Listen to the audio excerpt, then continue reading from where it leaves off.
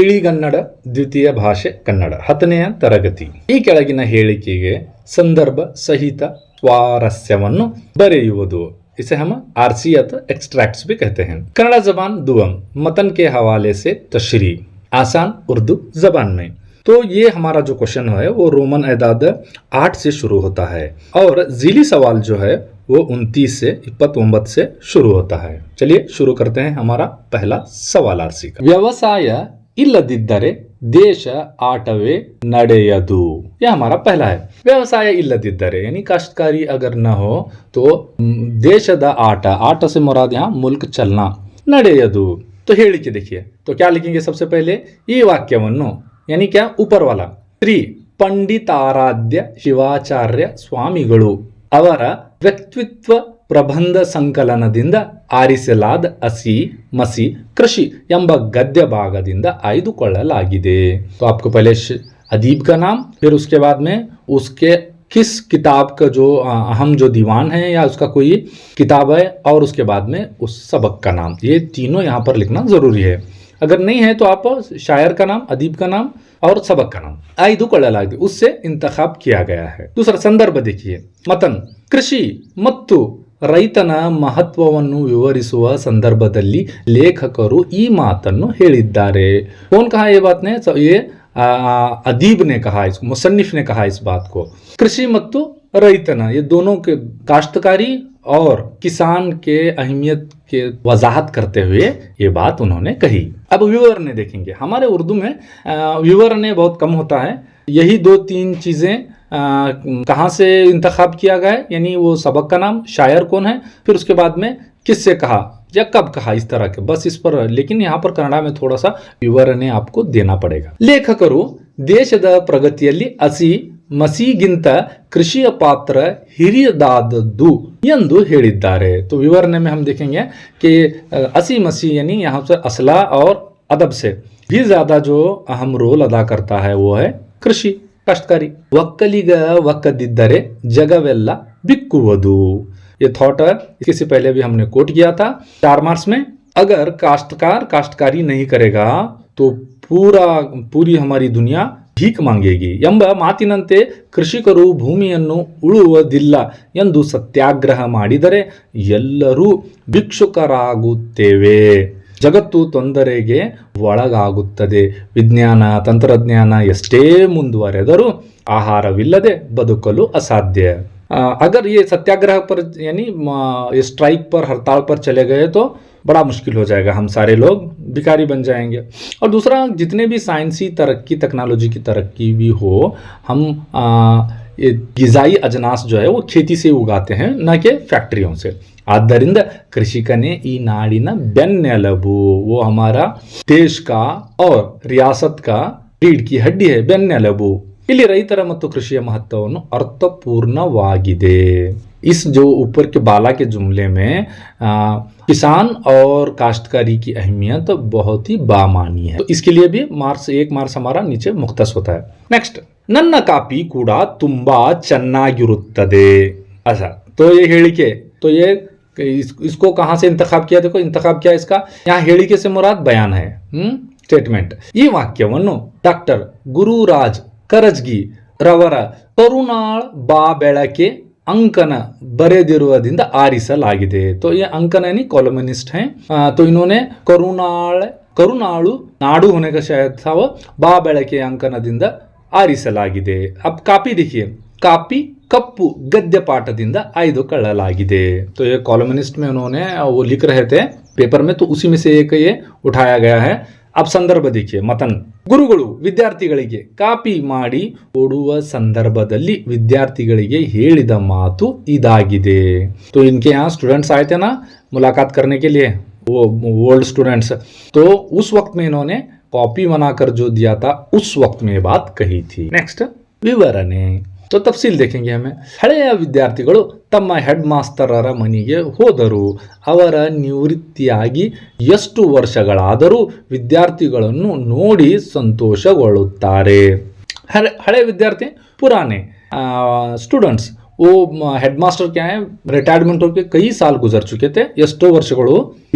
तब उस वक्त में बच्चों को जब घर आते हुए देखते हैं तो बड़े ಸಂತೋಷಗೊಳ್ಳುತ್ತಾರೆ, ಖುಷಿ जाहिर करते हैं. हेड मास्टर, ಮಕ್ಕಳೇ ಒಂದು 5 ನಿಮಿಷ ಇರಿ, ನಿಮಗೆಲ್ಲ ಒಳ್ಳೆಯ ಕಾಪಿ ಮಾಡಿಕೊಂಡು ಬರುತ್ತೇನೆ.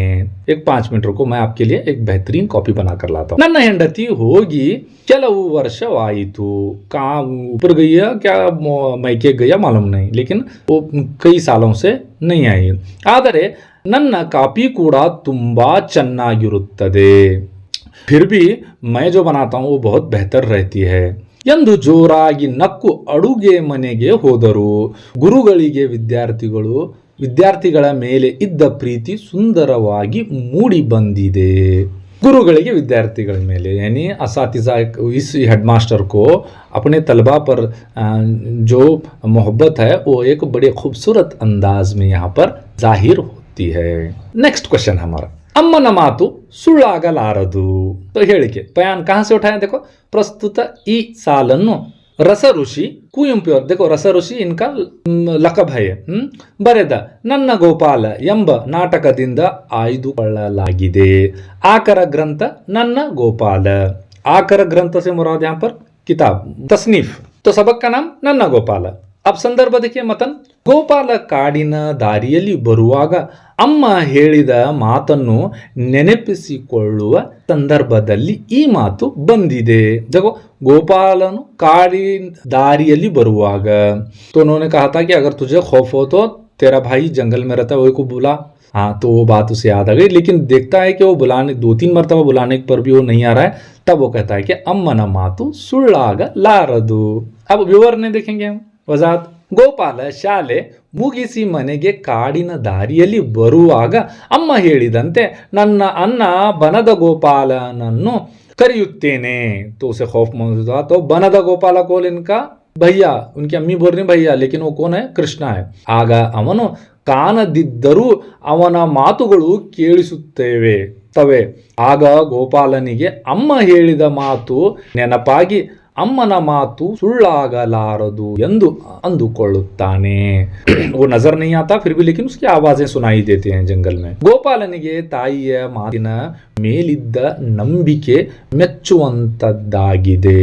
तो एक गोपाल को अपनी माँ की बातों पर जितना भरोसा है वो चीज उस चीज की हमें सताइश करनी है, ಮೆಚ್ಚುವಂತದ್ದು, पसंद करना चाहिए. नेक्स्ट, ಒಂದೇ ಹಗ್ಗುರಿಗೆ ಹೋರಾಡು ಹಗಲಿರುಳು.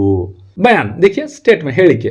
ಪ್ರಸ್ತುತ ಈ ಸಾಲನ್ನು ಎಂ ಗೋಪಾಲ ಕೃಷ್ಣ ಅಡಿಗರ ಸಮಗ್ರ ಕಾವ್ಯದಿಂದ ಆರಿಸಲಾದ ಗುರಿ ಪದ್ಯದಿಂದ ಆಯ್ದುಕೊಳ್ಳಲಾಗಿದೆ. शायर कौन, गोपाल कृष्ण अडिगर. और ये जो इनका जो तसनीफ है कौन से, वो समग्र काव्य, अडिगर समग्र काव्य मजमुए कलाम, और उसमें से गुरी पद्य से इसका इंतखाब हुआ है. देखो संदर्भ कह देंगे मतन, ನಾವು ನಮ್ಮ ಜೀವನದಲ್ಲಿ ಒಂದೇ ಗುರಿಯನ್ನು ಹೊಂದಿ ಅದನ್ನು ಸಾಧಿಸಲು ಹಗಲಿರುಳು ಹೋರಾಡಬೇಕು ಎಂದು ಹೇಳುವಾಗ ಕವಿ ಈ ಮಾತನ್ನು ಹೇಳಿದ್ದಾರೆ. संदर्भ देखिए, ನಾವು ನಮ್ಮ ಜೀವನದಲ್ಲಿ ಒಂದೇ ಗುರಿಯನ್ನು ಹೊಂದಿ, तो हम एक ही हमारा मकसद को तयन करके उसको हासिल करने के लिए दिन रात जद्दोजहद करना.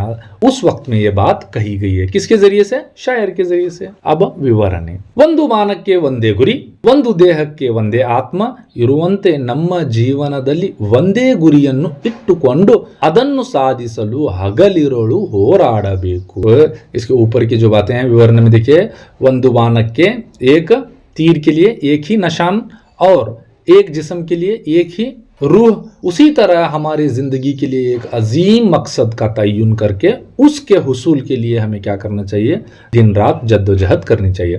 ಜೀವನದಲ್ಲಿ ಹಲವು ಗುರಿಗಳನ್ನು ಇಟ್ಟುಕೊಂಡರೆ ಮನಸ್ಸು ಚಂಚಲವಾಗಿ ಏಕಾಗ್ರತೆ ತಪ್ಪಿ ಗುರಿಯನ್ನು तलुपलु असाध्यवागुत्तदे. बहुत बेहतरीन बात बता रहे हैं. आज हम भी करते हैं ना, मुख्तलिफ हमारे मकासिद होते हैं, इसकी वजह से हम किसी एक पर कॉन्सेंट्रेट नहीं कर पाते. मनस्सु चंचलवागी एकाग्रते, तो हमारा जो जहन हमारा मुंतशिर होता है, चंचलवागु. फिर क्या, इससे क्या होता है, हमारी जो कॉन्सेंट्रेशन है, तवज्जो है, वो हट जाती है और किसी एक मकसद को हासिल करना बड़ा मुश्किल और नामुमकिन हो जाता है. ಆದ್ದರಿಂದ ಒಂದು ಜೀವನಕ್ಕೆ ಹಲವು ಸಾಧ್ಯಗಳು ಇರುವುದಿಲ್ಲ. ಇಲ್ಲಿ ಗುರಿಯ महत्व अर्थपूर्णवाಗಿದೆ. तो यहाँ जो है इसका जो किसी एक मकसद को तयन करना, उसके लिए जद्दोजहद करना, ये बामानी अमल है. अब है नेक्स्ट, निट्टोटदली हाइदनु बिट्ट मंडेयली. एकदम फेवरेट नहीं तुम्हारा है. तो बयान देखिए, ಹೇಳಿಕೆ. ಪ್ರಸ್ತುತ ಈ ವಾಕ್ಯವನ್ನು ಕವಿ ಗದುಗಿನ ನಾರಾಯಣಪ್ಪ ಅಥವಾ ಕುಮಾರವ್ಯಾಸ ರಚಿಸಿದ कर्नाटक भारत कथा मंजरी, देखो किताब का नाम कर्नाटक भारत ಕಥಾ ಮಂಜರಿ ಕೃತಿಯಿಂದ ಆರಿಸಲಾದ ನಿಟ್ಟೋಟದಲ್ಲಿ ಹಾಯ್ದನು ಬಿಟ್ಟ ಮಂಡೇಲಿ ಎಂಬ ಪದ್ಯದಿಂದ ಆರಿಸಲಾಗಿದೆ. देखिए आपके लिए आसानी है कि ये इस नज़म का हेडिंग भी यही है. संदर्भ तो मतन देखते हैं. अर्जुननु कौरವರ ಸೈನ್ಯದೆಡೆಗೆ ವೇಗವಾಗಿ ರಥವನ್ನು ಓಡಿಸುತ್ತಿರಲು ದೂರದಿಂದಲೇ ಶತ್ರು ಸೈನ್ಯವನ್ನು ಕಂಡು ಉತ್ತರನು ಓಡಿ ಹೋಗುವ ಪ್ರಸಂಗ ಇದಾಗಿದೆ. तो ये मतन का कहाँ का है देखिए. अर्जुन क्या करता है, कौरव के फौज की रुख की तरफ अपना रथ हाँकता है. तो उस वक्त में दूर से ही इसको यानी उत्तर कुमार को कैसा नजर आ रहा था, वो बहुत बड़ा नजर आने की वजह से ये वापस भाग खड़ा होता है पीछे की तरफ. उस वक्त में इसको कहा गया. संदर्भ वक्त विवरणೆ. तो अब वजाहत देखते हैं. अर्जुननु ಕೌರವ ಸೈನ್ಯದೆಡೆಗೆ ವೇಗವಾಗಿ ರಥವನ್ನು ಓಡಿಸುತ್ತಿರಲು ದೂರದಿಂದಲೇ ಶತ್ರು ಸೈನ್ಯವನ್ನು ಕೊಂಡು ಉತ್ತರನು ಹೆದರಿ ಅರ್ಜುನನಿಗೆ ರಥವನ್ನು ನಿಲ್ಲಿಸುವಂತೆ ಕೇಳಿಕೊಳ್ಳುತ್ತಾನೆ. ಅರ್ಜುನನು ರಥವನ್ನು ನಿಲ್ಲಿಸಲಿಲ್ಲ. ಆಗ ಉತ್ತರನು ಬಿಟ್ಟ ಮಂಡೆಯಲ್ಲಿ ನಿಟ್ಟೋಟದಲ್ಲಿ ಹಾಯ್ದನು. ಇಲ್ಲಿ ಉತ್ತರನ ಹೇಡಿತನ ಸಾಮರಸ್ಯವಾಗಿದೆ. तो ये इसके मुखालिफत करने के बावजूद भी वो फौज की तरफ हाँकता है. उस वक्त में ये पीछे की तरफ भाग खड़ा होता है. यही चीज का ये यहाँ का उत्तर का जो बुजदिली है वो बहुत ही खूबसूरत अंदाज में यहाँ पर वजाहत जाहिर हुई है. नेक्स्ट है हमारा, ಇಂಥ ವನಮರದಲ್ಲಿ ಏಕೆ ವಾಸ ಮಾಡುತ್ತಿದ್ದೀಯೇ. ಹೇಳಿಕೆ ಬಯಾನ್ देखिए. ಈ ವಾಕ್ಯವನ್ನು ಅಕ್ಕಿ ರ ಮಿತ್ರ ಅವರು ಮಹಾಭಾರತ ಪಾತ್ರ ಸಂಗತಿಗಳು ಕೃತಿಯಿಂದಾರಿಸಲಾದ ವನಮರದ ಗಿಳಿ ಎಂಬ ಗದ್ಯ ಪಾಠದಿಂದ ಆಯ್ದುಕೊಳ್ಳಲಾಗಿದೆ. ಶಾಯರ್ ರಾಮಿತ್ರ, तसनीफ महाभारत पात्र संगतिಗಳು कृतिಯಿಂದ, और उसके बाद में जो हमारा जो सबक का हेडलाइन है वो वनमರದ ಗಿಳಿ से उसको उठाया गया है. संदर्भ देखिए. मतन ವನಮರದಲ್ಲಿ ಕುಳಿತಿರುವ ಗಿಳಿಯನ್ನು ನೋಡಿ ಇಂದ್ರನು ಈ ಮಾತನ್ನು ಕೇಳುತ್ತಾನೆ. ये जो तोता वहां पर सूखे पेड़ पर बैठा था उसको देखकर इस बात को इस वक्त में पूछता है. ವಿವರಣೆ ವಜಾಹತ್ देखिए. ಹಸಿರಿನಿಂದ ಕೂಡಿದ ಹಣ್ಣು ಹೂಗಳಿಂದ ತುಂಬಿರುವ ಮರಗಳನ್ನು ಬಿಟ್ಟು ಗಿಳಿಯು ವನಮರದಲ್ಲಿ ವಾಸವಾಗಿರುವುದನ್ನು ನೋಡಿದ ಇಂದ್ರನು ಆಶ್ಚರ್ಯದಿಂದ ಇಂತಹ ವನಮರದಲ್ಲಿ ಏಕೆ ವಾಸ ಮಾಡುತ್ತಿದ್ಯಾ. क्या एतराफ में हरे भरे फल फूलों से लदे हुए पेड़ों को छोड़कर वो सूखे पेड़ में क्यों अपनी जिंदगी घोंसला बनाकर बसर कर रहा है जिंदगी. तो उसे ताज्जुब, आश्चर्य, ताज्जुब. तो उस वक्त में उस ಎಂದು ಕೇಳಿದನು. तो ಇಂದ್ರ पूछ लिया उसको. ಇಲ್ಲಿ ಗಿಳಿಯ ಮತ್ತು ಇಂದ್ರನ ಸಂಭಾಷಣೆ स्वारस्यवाಗಿದೆ. तो ये यहाँ पर इन दोनों की जो बहस है, बातचीत है, बहुत ही खुश असलूब अंदाज में पेश आई है. नेक्स्ट है हमारा, ನಿಜವಾದ ಶಿಕ್ಷಕನಿಗೆ ಸ್ವಂತ ಮಕ್ಕಳಿಗಿಂತ ವಿದ್ಯಾರ್ಥಿಗಳೇ ಹೆಚ್ಚು ಪ್ರಿಯರಾಗಿರುತ್ತಾರೆ. ये हमारा मतन है. तो अब इसमें अर्थ है, अब देखेंगे ಹೇಳಿಕೆ. तो ಸ್ಟೇಟ್ಮೆಂಟ್ देखेंगे. ಈ ವಾಕ್ಯವನ್ನು ಡಾಕ್ಟರ್ ಗುರುರಾಜ್ ಕರಜ್ಗಿ ಅವರು ಕರುಣಾಳು ಬಾ ಬೆಳಕೆ ಅಂಕನ ಬರಹದಿಂದ ಆರಿಸಲಾದ ಕಾಪಿ ಕಪ್ಪು ಗದ್ಯ ಪಾಠದಿಂದ ಆಯ್ದುಕೊಳ್ಳಲಾಗಿದೆ. तो सेम स्टोरी. अब संदर्भ देखिए. मतन ಗುರು ಶಿಷ್ಯರ ಭಾವನಾತ್ಮಕ ಸಂಬಂಧ ಕುರಿತು ಹೇಳುವಾಗ ಲೇಖಕರು ಈ ಮಾತನ್ನು ಹೇಳುತ್ತಾರೆ. गुरु शिष्यर यानी उस्ताद और उनके शागिर्दों के दरमियान में जो जहनी और एक जज्बाती जो ताल्लुकात हैं इनके, इसके वक्त में इस बात को कहा गया है. ಬುಡ್ಡಿಯೈ ವಾಂಡೆಲೆಕು ವಿವರಣೆ. ಹಳೆಯ ವಿದ್ಯಾರ್ಥಿಗಳು ತಮ್ಮ ಹೆಡ್ ಮಾಸ್ತರರ ಮನೆಗೆ ಹೋದರು. ಅವರು ನಿವೃತ್ತಿಯಾಗಿ ಎಷ್ಟು ವರ್ಷಗಳಾದರೂ ವಿದ್ಯಾರ್ಥಿಗಳು ನೋಡಿ ಸಂತೋಷಗೊಳ್ಳುತ್ತಾರೆ. ಅವರಿಗೆ ಸ್ವಂತ ಮಕ್ಕಳಿಗಿಂತ ವಿದ್ಯಾರ್ಥಿಗಳೇ ಹೆಚ್ಚು ಪ್ರಿಯರಾಗಿರುತ್ತಾರೆ, ಏಕೆಂದರೆ ಗುರುಗಳು ತಂದೆಯ ಸ್ಥಾನದಲ್ಲಿ ನಿಂತು ಮಾರ್ಗದರ್ಶನ ಮಾಡುತ್ತಾರೆ, ಬದುಕಿನ ಪಾಠ ಕಲಿಸುತ್ತಾರೆ. ಇಲ್ಲಿ ಗುರು ಶಿಷ್ಯರ ಸಂಬಂಧ ಸಾಮರಸ್ಯವಾಗಿದೆ. तो उस्ताद अपने शागिर्द के लिए एक बाप के दर्जे पर होता है, ತಂದೆಯ ಸಮಾನದಲ್ಲಿ, और वो क्या करते हैं, मार्गदर्शन, उनको हिदायत करते हैं और राह दिखाते हैं, और उसके बाद में जिंदगी के बदुकिನ पाठ कलिಸುತ್ತಾರೆ. वो जिंदगी के जितने भी वो अहम असबाक हैं उनको सिखाता है. तो इनके दरमियान का जो रिश्तेदारी उसको बड़े खूबसूरत अंदाज से यहाँ बताया गया है. नेक्स्ट है हमारा ಸಾವಿರಾರು ಮಳೆ ಬಿಲ್ಲುಗಳು ಸೇರಿ ಕುಣಿದಂತೆ ಹೇಳಿಕೆ.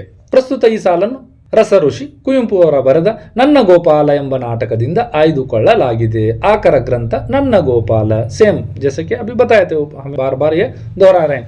संदर्भ देखिए आप, मेन इंपॉर्टेंट यहाँ पर संदर्भ है, वो भी देखेंगे. ಗೋಪಾಲ ಬನದ ಸೌಂದರ್ಯವನ್ನು ತಾಯಿಗೆ ಹೇಳುತ್ತಾ ಈ ಮಾತನ್ನು ಹೇಳುತ್ತಾನೆ. देखो ಬನದ गोपाल बनद सौंदर्यವನ್ನು, यानी गोपाल अपनी माँ के लिए क्या बता रहा है, ये बनद से मुराद यहाँ पर जंगल, सौंदर्यವನ್ನು ತಾಯಿಗೆ, उसकी खूबसूरती को इस तरह से बताता है कि ಸಾವಿರಾರು ಮಳೆ ಬಿಲ್ಲುಗಳು ಸೇರಿ ಕುಣಿದಂತೆ. ಮಳೆ ಬಿಲ್ಲು से मुराद कौशे कजा रेनबो विवरणೆ देखें. ಬನದಲ್ಲಿ ಮಲ್ಲಿಗೆ, ಸಂಪಿಗೆ, ಕೇದಿಗೆ, ಪರ್ವತ ಬಾಳೆ ಮುಂತಾದ ಬಣ್ಣ ಬಣ್ಣದ ಹೂಗಳು ಸಾವಿರಾರು ಮಳೆ ಬಿಲ್ಲುಗಳ ಸೇರಿ ಕುನದಂತೆ दऊ.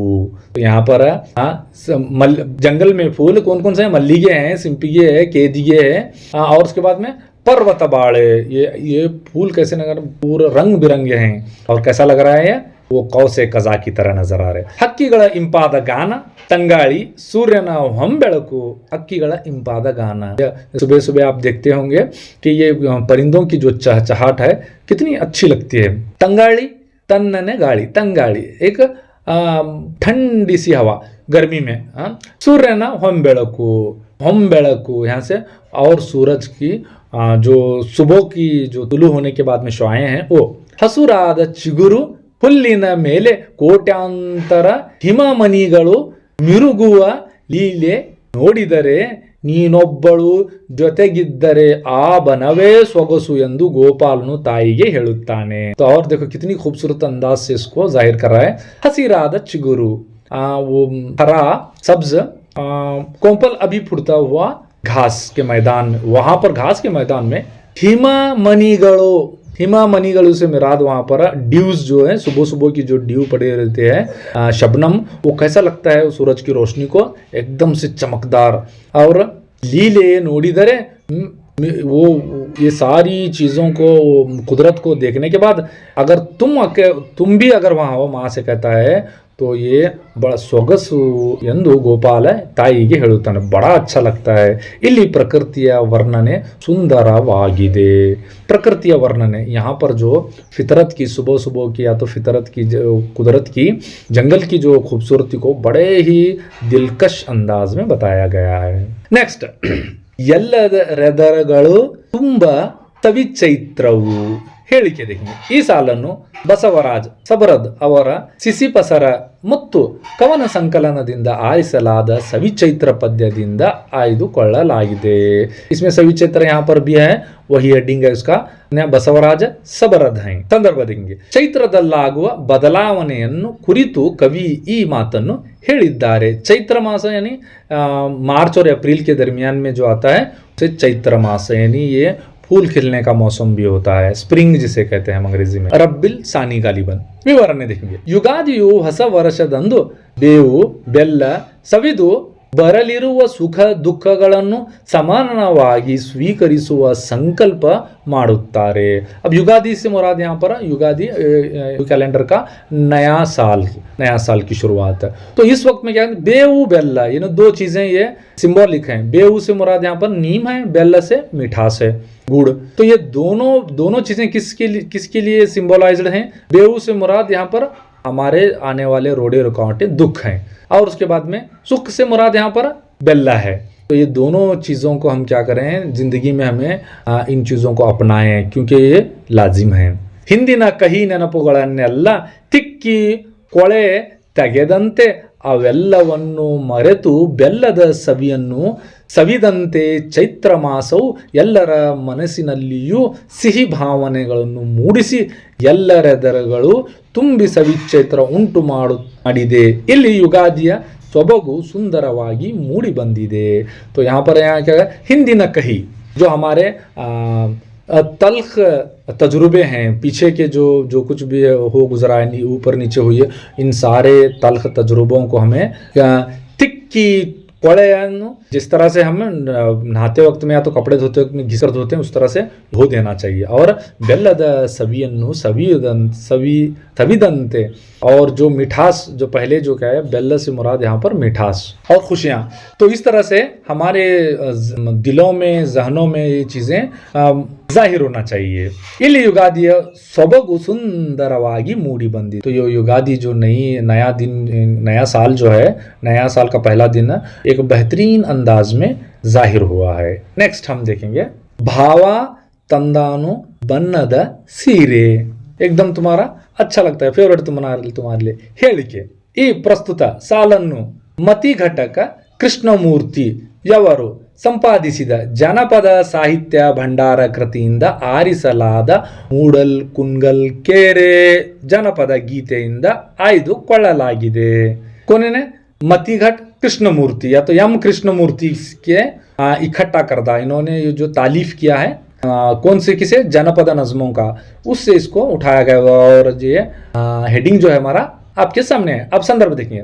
ಕೆರೆಯ ಸೌಂದರ್ಯವನ್ನು ವರ್ಣಿಸುವ ಸಂದರ್ಭದಲ್ಲಿ ಜನಪದರು ಈ ಮಾತನ್ನು ಹೇಳಿದ್ದಾರೆ. ಕೆರೆಯ सौंदर्य, वो तालाब की खूबसूरती को बताते हुए उस वक्त में इन्होंने ये बात कौन कही, जानपदरू, यानी जानपद जो नज़में बांधे हुए हैं उन्होंने ये कहा. विवरण देखेंगे, ये आम लोग थे जानपदरू, आम लोगों ने कहा. विवरण ಕುಣಿಗಲ್ ಕೆರೆ ಸೊಬಗು ಸೌಂದರ್ಯವನ್ನು ಬಾಳೆಯ ಹಣ್ಣಿಗೆ ಹೋಲಿಸಲಾಗಿದೆ. तो एक इस तालाब का जो खूबसूरती है वो हमारे मौज को केले के फल को ಮಶಾಬತ್ ದಿ ಗई है, ಮುಶ್ತರಿಕತ್ बताया गया है. ಸಂಬಂಧದಲ್ಲಿ ಕೆರೆಯನ್ನು ಭಾವನಿಗೆ ಹೋಲಿಸಿದ್ದಾರೆ. और रिश्तेदारी में भाव के साथ में जोड़ दिए. ಏಕೆಂದರೆ ಹೆಣ್ಣು ಮಕ್ಕಳಿಗೆ ಭಾವ ಎಂದರೆ ಎಲ್ಲಿಲ್ಲದ ಪ್ರೀತಿ. यहाँ भावा से मुराद किया गया तो भाईजान, और सालियों के वास्ते भाईजान तो देखना तुम्हें फुल खर्चा करते रहते हैं, जोरुक नहीं तो नहीं, सालियां को पहले खुश करते रहते हैं. ಅವನು ಕೆರೆಯ ತುಂಬಿದಾಗ ಬಾಗಿನ ಅರ್ಪಿಸಲು ತಂದು ಕೊಟ್ಟ ಬಣ್ಣದ ಸೀರೆಯಂತೆ ಕೆರೆಯು ಬಹಳ ಸುಂದರವಾಗಿ ಕಾಣುತ್ತಿದೆ ಎಂಬ ವರ್ಣಿಸುವಾಗ ಭಾವ ತಂದಾನೋ ಬಣ್ಣದ ಸೀರೆ ಎಂದು ಹೇಳಲಾಗಿದೆ. ಇಲ್ಲಿ ಜನಪದರ ಸಂಸ್ಕೃತಿ सामरस्यकरवाಗಿದೆ. यहाँ पर हमारे हिंदू मजहब में एक रिवाज है, जब भी बारिशों के बाद में अगस्त में या तो जुलाई अगस्त के मौसम में या तो उसके बाद के मौसम में, जब जितने भी जो हमारे वाटर वसाइल हैं, वाटर बॉडीज़ हैं, वो भरने के बाद में उनको बागिना देते हैं. जिस तरह से गैर अपनी औरतें जब हामिला हो जाते हैं तो उनके लिए ये सारी चीज़ें देते हैं, बन्नत सिरे लाते हैं, फूल वगैरह लाते हैं, ये बागिना करके देते हैं. वही है बागिना यहाँ पर दे रहे हैं. संस्कृति सामरस्यवाಗಿದೆ. संस्कृति मतलब यहाँ पहले से आई हुई सखाफत, हमारी कदीम सखाफत.